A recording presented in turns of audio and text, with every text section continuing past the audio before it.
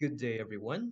Today, we will be discussing about the different classifications of communication, which, according to now, may be according to mode, to context, and even on purpose and style, which we will now be discussing one by one about its description.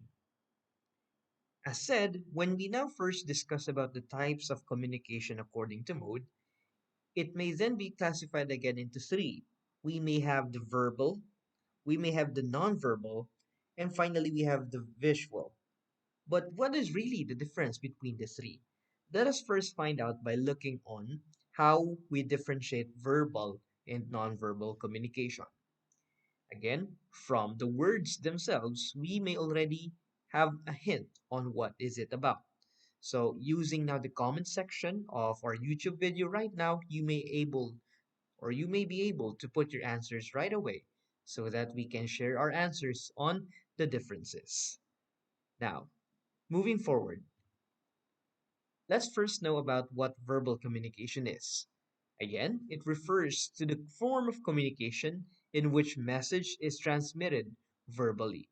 So again, when we talk about verbal communication, it is anything that involves of the words, or let's say about the sentences that we convey, and it may even be done oral or in written form.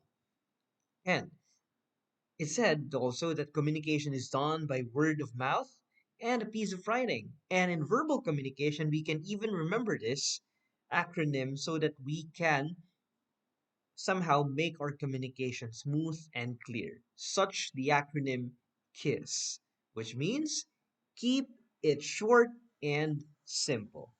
Okay?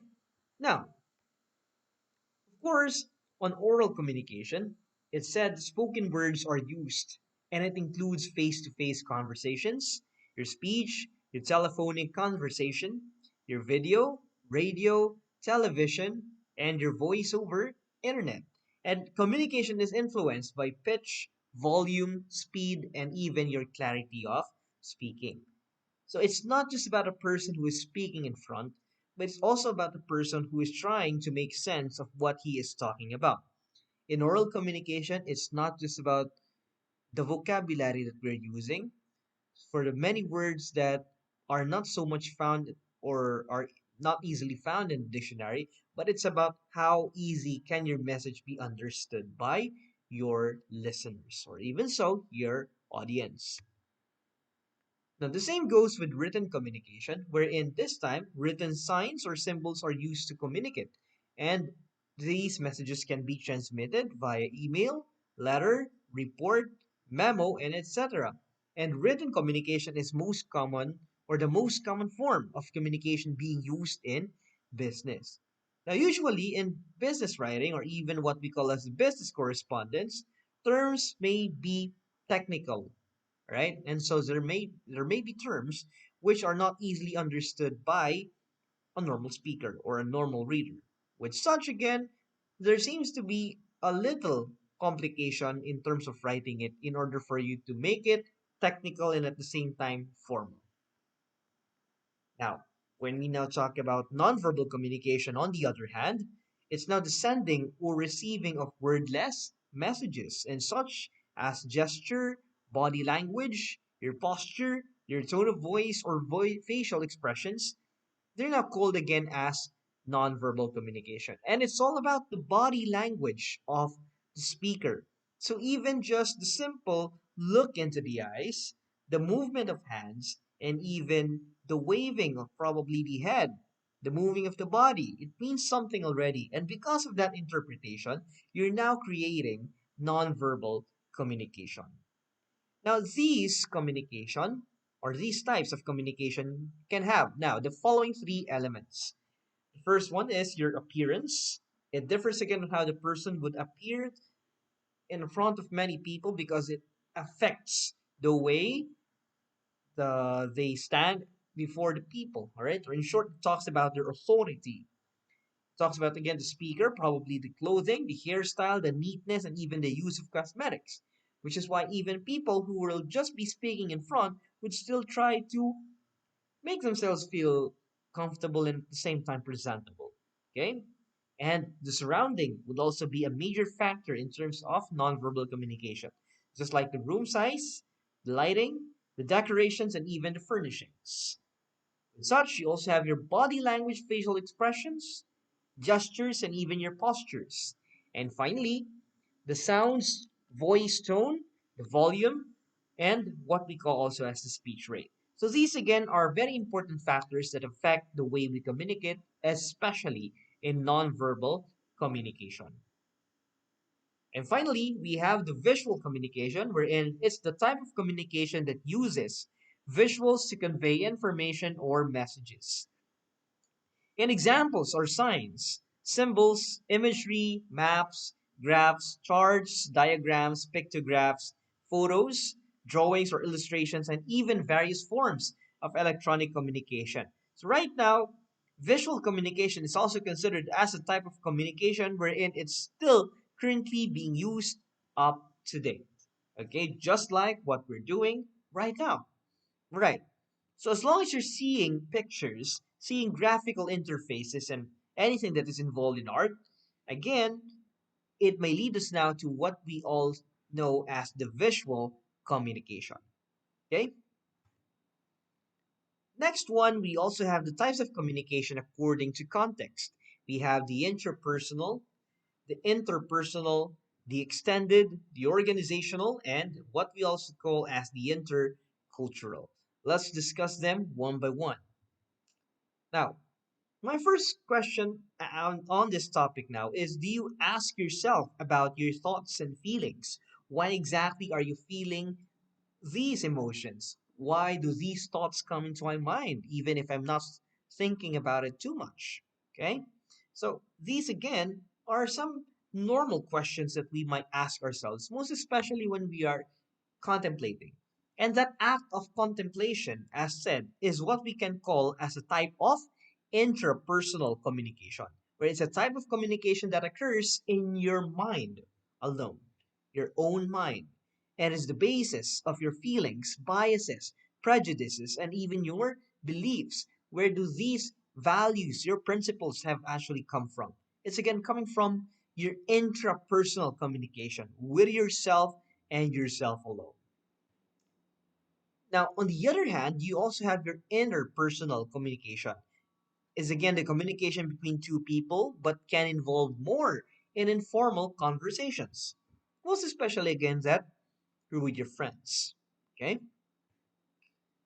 Next, you also have your extended communication, where it involves the use of electronic media, your tele, audio, or phone conferencing, your video conferencing, just like what we're doing right now again, may be possible, especially if this is synchronous. Okay, Messenger, Skype, fiber calls, and even other technical or technological means. Wherever again we can deliver the information. The next one is what we call as the organizational communication. The focus is on the role that communication plays in organizational contexts, so that for an organization to be successful, a system of communication should be put in place, and that there are different structures that we can follow here. We have the formal and the informal. Now, going first in formal communication, it allows communication to take place via designated channels of message flow between positions in the organization. With such again, there seems to be reservations in terms of speaking informal because we really would somehow look onto the words that we are speaking or that we're saying. Now, there are four approaches as of to this kind of communication. The first one is the downward communication. It is the type that flows from upper to lower positions. As examples, this would be the president to a manager or supervisor, and then your manager bringing down the information to an ordinary staff. That is downward communication. The next one is your upward communication, wherein your message transmission is bottom up, which subordinates send communication to their superiors, bosses, bearing their views or feedback on organizational policies, and even issues related to their jobs, which is again pretty normal. The next one is your horizontal communication is lateral in approach as it takes place among people belonging to the same level, but coming from different departments or units to facilitate performance or tasks through proper coordination. Okay, most probably coming on from the same level. And finally, you have your crosswise communication, where it's diagonal or diagonal rather in nature, as employees from different units or departments working at various levels communicate with each other. All right, so reaching out now to different divisions, units, departments, which again is very necessary. Okay, necessary when you really want to maintain an organization. Okay, so much for that.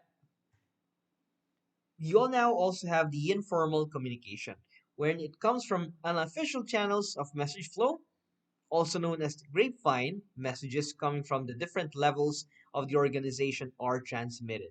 And this occurs, as said, to the dissatisfaction of some employees, accompanied by uncertainty, such as superiors playing regulations. Again, there seems to be a kind of abuse, especially for people who do not know how to or to properly handle this power that they have. Okay? You also have your organizational culture, where it dictates the kind of behavior that employees should possess, as well as the extent of commitment expected from them by the organization. And if they share in all the values, practices, with vision and mission of the organization. Again, we come into direct contact now with the different subordinates or the different employees that we have there in work, and which is why it's very important that we get to interact and socialize with them. Okay, and you also now have your intercultural communication between having again from among people having different linguistic, religious, ethnic, social, and professional backgrounds, and anything that includes about culture. Okay. Lastly, there are now also types of communication according to context and even style. The first one is your formal communication, and the second is your informal communication. And again, for formal communication, it employs formal language delivered orally or in written form, and that lectures, public talks, and speeches, research and project proposals, reports, and business letters, among others, wherein these are the ones that you can may be able to utilize your formal communication. On the other hand, you also have your informal communication, which does not now apply formal language, but involves your personal and ordinary conversation with friends, family members, or acquaintances about anything under the sun. And again, this mode may be oral, as in face to face, ordinary or everyday talks and phone calls. And again, the purpose is simply to socialize and enhance your relationships. Much again is how we use our informal communication. And so basically, that ends our discussion on the types of communication that are according again to the three classifications. So I hope everyone has learned something new for today, and I hope to see you all again face to face. Goodbye, everyone.